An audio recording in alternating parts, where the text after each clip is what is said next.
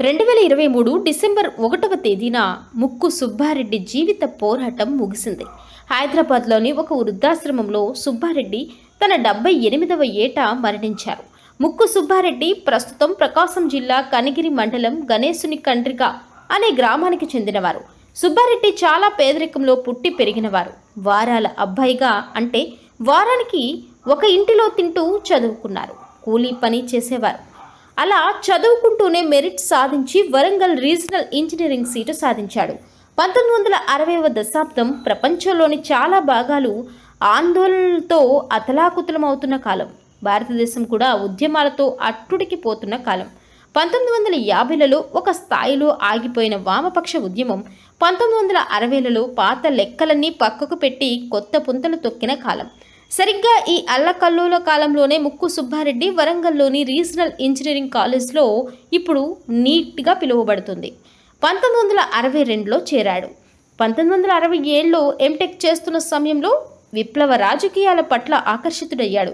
Communist party 1964లో చీలిపోయి CPI సిపిఎంగా విడిపోయాయి. తర్వాత త్వరలోనే అంటే 1967 సరికల్లా సిపిఐ సిపిఎం నుండి విప్లవ పందాను ఎంచుకున్న వాళ్ళు విడిపోయారు. 1967లో పశ్చిమ బెంగాల్లో నక్సల్బరీ ఉద్యమం బద్దలైంది. అక్కడి నుండి ఉద్యమం శ్రీకాకుళం చేరుకుంది. ఈ రెండు ఉద్యమాల ప్రభావం ఆనాటి ఉమ్మడి ఆంధ్రప్రదేశ్ అంతటా విస్తరించింది. అటువంటి మార్పులకు ఇప్పుడు సై అనే వరంగల్కు ఆ ప్రభావం విస్తరించింది. అప్పటికి కొండపల్లి సీతారామయ్య తన కుమారుడు ఆర్ఈసి విద్యార్థి అయిన చందు సహకారంతో విద్యార్థుల్లో విప్లవ రాజకీయాలను ప్రచారం చేస్తూ ఉన్నాడు. చందు ముక్కు సుబ్బారెడ్డికి సీనియర్. చందు సంపర్కంతో ముక్కు సుబ్బారెడ్డి విప్లవ రాజకీయాల్లోకి వచ్చాడు. అయితే దీనికి ముందే సుబ్బారెడ్డి కనిగిరిలో చదువుకుంటున్న కాలంలోనే కమ్యూనిస్ట్ రాజకీయాలతో అప్పటికి ఇంకా కమ్యూనిస్టు పార్టీ విడిపోలేదు. ప్రభావితమై కరపత్రాలు పంచడం, వాల్ రైటింగ్ చేయడం లాంటి పనులు చేశాడు. పేదరికం అనుభవించిన వాడిగా అప్పటికే కమ్యూనిస్ట్ రాజకీయాల సహచర్యం ఉన్నవాడిగా విప్లవ రాజకీయాలను చాలా త్వరగా సొంతం చేసుకున్నాడు. ఉద్యమంలో పనిచేసినన్ని రోజులు ఎంతో కమిట్మెంట్గా ఇతరులకు ఆదర్శంగా ఉన్నాడు. ఆ కాలం అల్లకల్లోల ఉద్యమాల కాలం మాత్రమే కాదు, అంటే నిర్బంధాల కాలం కూడా. ఆ నిర్బంధ కాలంలో కూడా సుబ్బారెడ్డి ఎంతో పట్టుదలగా పనిచేశాడు. ఆ కాలానికి తగినట్లుగా తన నాయకత్వ ప్రతిభను కూడా చూపించాడు. 1976లో నాగ్పూర్లో కొండపల్లి సీతారామయ్య అరెస్ట్ అయ్యాడు. అప్పటికే కేజీ సత్యమూర్తి జైలులో ఉన్నాడు. అవి ఎమర్జెన్సీ రోజులు. అప్పటికే పార్టీకి చెందిన చాలామంది జైల్లో ఉన్నారు. కొద్దిమందే బయట ఉన్నారు. తర్వాత ఆ క్లిష్ట పరిస్థితుల్లో ముక్కు సుబ్బారెడ్డి పార్టీ కార్యదర్శిగా బాధ్యతలు చేపట్టి విజయవంతంగా పార్టీ కార్యకలాపాలు కొనసాగించాడు. 1980 వరకు ఆంధ్రప్రదేశ్ కార్యదర్శిగా పనిచేశాడు. 1977లో సాయుధ పోరాటాన్ని తాత్కాలికంగా విరమించుకుంటున్నట్లు పార్టీ తీర్మానం చేసింది. ఆగస్టు తీర్మానంగా ప్రసిద్ధి గల తీర్మానం అది. అప్పుడు పార్టీలో ఒక్కసారిగా తీవ్ర వ్యతిరేకత వచ్చింది. రవూఫ్ ఈ కారణంతోనే పార్టీ నుండి వెళ్ళిపోయాడు. ముక్కు సుబ్బారెడ్డి రాష్ట్రమంతా తిరిగి క్యాడర్నంతా కన్విన్స్ చేయగలిగాడు. కన్విన్స్ చేయడంలో ఎంతో ఓపిక వహించడం నేను స్వయంగా చూశాను అంటారు. 1978 మొదట్లో కావచ్చు, రాడికల్ విద్యార్థి సంఘం మహాసభల సందర్భంగా వరంగల్కు వచ్చాడు సుబ్బారెడ్డి. మేము నలుగురం, అంతా 18, 19 సంవత్సరాల వయసు వాళ్ళం. సుబ్బారెడ్డి పైన చైనా గురించి ప్రశ్నల వర్షం కురిపించాం. 1976లో మావో చనిపోయిన తర్వాత చైనా కమ్యూనిస్ట్ పార్టీ రివిజనిస్ట్ మార్గంలో పోతుంది. మన పార్టీ దానిని రివిజనిస్ట్ పార్టీగా వెంటనే ప్రకటించాలని మా వాదన. దానికి ఆయన చాలా ఓపికగా, చూడండి ఆ లక్షణాలు కనిపిస్తున్నాయి నిజమే, కానీ పూర్తిగా తేలకముందే ప్రకటించడం తప్పవుతుంది.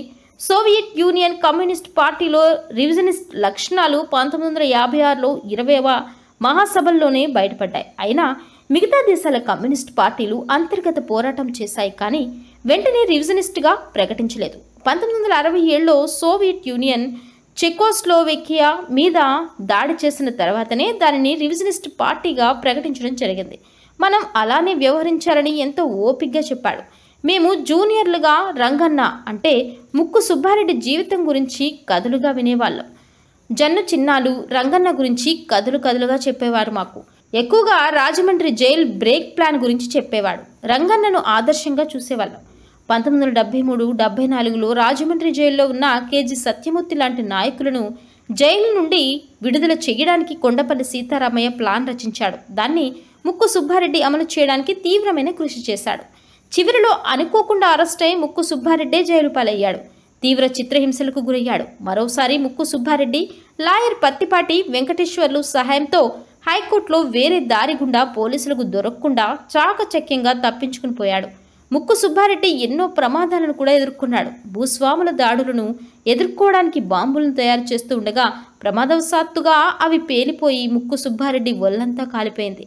జీవితమంతా ఆ కాలిపోయిన మచ్చలే ఉద్యమ జ్ఞాపకాలుగా మిగిలిపోయాయి. రహస్య జీవితంలో ఉన్నప్పుడు ఆ కాలిన మచ్చలు కనిపించకుండా ఫుల్ షర్ట్ వేసుకుని అన్ని గుండీలు పెట్టుకునేవాడు. వరంగల్లో వాళ్ళ కాలేజ్ దగ్గరలో ఉన్న బట్టుపల్లి, వడ్డేపల్లి లాంటి గ్రామాలకు కొండపల్లి సీతారామయ్య, కేజీ సత్యమూర్తులతో కలిసి ముక్కు సుబ్బారెడ్డి కూడా వెళ్తుండేవాడు. ప్రజలను ఆర్గనైజ్ చేయడానికి. ఈ క్రమంలో 1968లో ఒకసారి వడ్డేపల్లి వెళ్ళి వస్తుండగా ఒక స్కూటర్ సుబ్బారెడ్డిని గుద్దేసింది. ఆ యాక్సిడెంట్లో సుబ్బారెడ్డి తలకు బలమైన గాయం తగిలి జ్ఞాపక శక్తి పోయింది. 2 సంవత్సరాలు రెస్ట్ తీసుకోవాలని డాక్టర్లు చెప్పారు. కానీ త్వరలోనే కోలుకుని మళ్ళీ వచ్చి సీతారామయ్యతో కలిసి పనిచేశాడు. బహుశా ఆ యాక్సిడెంట్ ప్రభావం సుబ్బారెడ్డి వయసు పెరుగుతున్న కొద్దీ ఆయన చురుకుతనాన్ని తగ్గించుండొచ్చు, మానసిక స్థితిని కూడా దెబ్బతీసుండొచ్చు అనిపిస్తుంది. ముక్కు సుబ్బారెడ్డి 1989లో ఉద్యమంలో నుండి వెళ్ళిపోవడానికి తీవ్రమైన సిద్ధాంత రాజకీయ విభేదాలు ఏమీ లేవు. సుబ్బారెడ్డి ఉద్యమంలో నుండి వెళ్ళిపోవడానికి కారణాలు రకరకాలుగా చెప్తారు. కారణాలు ఏవైనా మొత్తానికి ఉద్యమం పట్ల ఆయనకు ఆసక్తి తగ్గింది. క్రమంగా ఇనాక్టివ్ అయి వెళ్ళిపోయాడు. ఉద్యమం నుండి బయటకు వచ్చిన తర్వాత కూడా సుబ్బారెడ్డి వ్యక్తిగత జీవితం ఒడిగుడుగులతోనే సాగింది. కొన్ని వ్యాపారాలు చేసినా నష్టపోయాడంటారు తెలిసిన వాళ్ళు. జీవిత సహచరి ఎటో వెళ్ళిపోయింది. మానసిక పరిస్థితి దెబ్బతిని తను కూడా అటువంటి పరిస్థితి ఎదుర్కొన్నాడు. కొన్ని రోజులు మాత్రమే అమెరికాలో కొడుకు వద్ద ఉండి అక్కడ ఇమడలేక తిరిగి వచ్చేశాడు. మొత్తంగా ఉద్యమంలో జీవించిన వాడు, ఉద్యమ జీవితానికి అలవాటు పడినవాడు బయట జీవితంలో జీవించలేకపోయాడు. చివరికి వృద్ధాశ్రమానికి చేరుకున్నాడు. 1 సంవత్సరం క్రితం కావచ్చు వృద్ధాశ్రమానికి వెళ్తే గుర్తుపట్టలేదు. ఎవరిని గుర్తుపట్టే పరిస్థితిలో లేడు. కానీ రీజనల్ ఇంజనీరింగ్ కాలేజ్ చుట్టూ ఉన్న గ్రామాల పేర్లు చెప్పగానే ఆ గ్రామాలు నాకెందుకు తెలియవు, మా కాలేజ్ పక్కన గ్రామాలే, ఆ గ్రామాలకు వెళ్ళి రాజకీయాలు చెబుతుండేవాళ్ళం అని అంటాడు.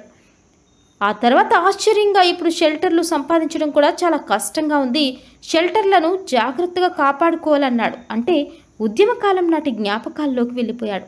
ఆ జ్ఞాపకాల్లోనే జీవిస్తున్నాడో ఏమో తెలియదు. ఇక మేము సెలవు తీసుకుని వచ్చేసాం. కొండపల్లి సీతారామయ్య కూడా ఇలానే చివరి కాలంలో ఏ ఊరేగింపు చూసినా అదిగో మా ఎర్ర సైన్యం కవాతు చేస్తూ వెళ్తుందనేవాడట. ముక్కు సుబ్బారెడ్డి కూడా చివరి కాలంలో ఉద్యమాన్ని కలవరిస్తూ పలవరిస్తూ వెళ్ళిపోయాడు. సుబ్బారెడ్డికి జోహార్లు.